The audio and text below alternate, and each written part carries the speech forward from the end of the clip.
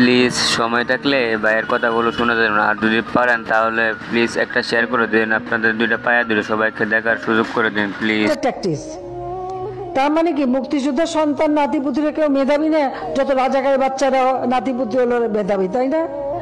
কিন্তু এটা ভুলে গেলে চলবে। 10 জনের সামনে কথা বলতেছি, কিভাবে কথা বলতে হবে এই কথা বলার ভাষাটুকুই যদি আমি না জানি, ওই 10 জনের সামনে কথা বলার কোনো যোগ্যতাই আমার নাই। 1971 সালের পর থেকে যারা জন্মগ্রহণ করছে, যুদ্ধতে অংশগ্রহণ করতে পারে নাই, তারা সবাই রাজাকার। আমি, আপনি, আপনার বাবা, আমার দাদার নামও যেহেতু মুক্তিযোদ্ধার কোঠায় নাই, তাহলে আমার দাদা সহ আমরা সবাই রাজাকার। এক কথায় বলতে গেলে বর্তমান দেশে 16,98,00,000 নাগরিকদের মধ্যে 2,31,000 মানুষ মুক্তিযোদ্ধা, এদের পরিবার বাদে আমরা সবাই রাজাকার। যেই রাজাকারের নাম শুনলে একটা সময় আপনার চোখে ঘৃণা চলে আসতো, এখন একবার ভেবে দেখুন সেই রাজাকারের ট্যাগে আপনার ঘাড়ে চলে আসতেছে। সেই ট্যাগ আপনার ঘাড়ে দিতে এক বিন্দুও দ্বিধাবোধ করতেছে না, কারণ তার পদে উঠতে আপনার কোনো প্রয়োজন হয় না। বিকজ যে দেশে ভোট ছাড়া ক্ষমতা পাওয়া যায়, সেই দেশে আবার কিছু বলতে ভাবতে হয় নাকি? আজকের ভিডিওতে একটা কথা বলে যাই, মাথায় রাখে, কথা যত বেখেয়ালি হবে পতন তত দ্রুত হবে ইনশাআল্লাহ। পার্সোনালি আমি কোনো রাজনৈতিক সম্পর্কের সাথে সম্পৃক্ত নয়, কিন্তু একজন সাধারণ নাগরিক হিসাবে এই কথার বিরুদ্ধে তীব্র নিন্দা ও প্রতিবাদ জানানোর প্রয়োজন আমি মনে করি। রিসেন্ট 8-9 দিনই হয়ে গেল কোঠা এবং মেধা নিয়ে একটা আন্দোলন চলতেছে। হ্যাঁ, এই কথা সত্য যে কোঠা এবং মেধা দুইটা এক জিনিস নয়, কিন্তু আমার কথা হচ্ছে মুক্তিযোদ্ধাদের নাতি নাতনি থেকে শুরু করে ছেলে মেয়েগুলো যদি এতই মেধাবী হয়, তাহলে তাদের চাকরির জন্য কোঠার কিসের প্রয়োজন? প্রশ্ন থেকেই যায়। সাধারণ মানুষগুলো যদি রাজাকার হয়, এই সাধারণ মানুষের ট্যাক্স ভ্যাট দিয়ে আপনি দেশ চালাচ্ছেন, তার মানে আপনি বড় রাজাকার। বাংলাদেশ পরিসংখ্যান BBS এর হিসাবে শিক্ষিত বেকার আছেন 23,50,000 জন, অর্থাৎ বাংলাদেশে মোট বেকারের সংখ্যা 12% উচ্চ শিক্ষিত। এখন আমাদের মাননীয় প্রধানমন্ত্রীর কথা হিসাবে এই 12% উচ্চ শিক্ষিত বেকার নাগরিকই মেধাহীন। আফসোস 2022 সালে আমি সেনাবাহিনীর মাঠে অ্যাপ্লাই করেছিলাম এবং আমি বগুড়া ক্যান্টনমেন্ট মাঠে দাঁড়াতে গিয়ে দেখি অলরেডি 3 জন সিলেক্টেড হয়েই আছে। এখন আমার প্রশ্ন হলো, আমরা এতগুলো স্টুডেন্ট মাঠে দাঁড়াতে গিয়েছিলাম, আমাদেরকে দেখার আগে আমাদের মেধা সম্পর্কে তারা বুঝে গেছে, রাইট? যদি আমাদের না দেখে আমাদের মেধা সম্পর্কে নাই বুঝতো, তাহলে তো অলরেডি আগে থেকে 3 জনকে সিলেক্ট করে রাখতো। যে দেশে কোঠা ছাড়া চাকরি হয় না, দেশের নাগরিকদের রাজাকার বলে সম্বোধন করা হয়, আমরা একজন সাধারণ নাগরিক হিসেবে প্রধানমন্ত্রীকেই ভয়কট করতেছি। রাজাকার প্রধানমন্ত্রী, তার গদি থেকে তাকে নামিয়ে দেওয়া হোক, নয়তো কোনো আইন আমরা মানি না। আপনি একজন সাধারণ মানুষ হিসেবে আপনি নিজের থেকে ভেবে দেখেন দেশের কতটুকু আইন সুষ্ঠুভাবে পর্যবেক্ষণ হচ্ছে। একজন সাধারণ নাগরিক হিসেবে আপনার দায়িত্ব এগুলোর বিরুদ্ধে প্রতিবাদ করা। এখন আপনার প্রশ্ন থাকতেই পারে, এগুলোর বিরুদ্ধে এইভাবে প্রতিবাদ করে কিছুই হবে না। দেখেন, আপনি ঘরে চুরি করে বসে থেকেও কিছুই হবে না যতক্ষণ না আপনি এগুলোর বিরুদ্ধে রাজপথে নামবেন।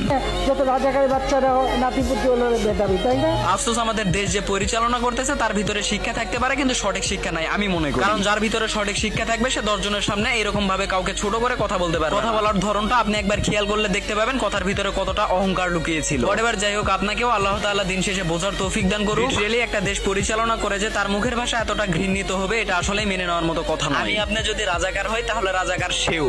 ধন্যবাদ।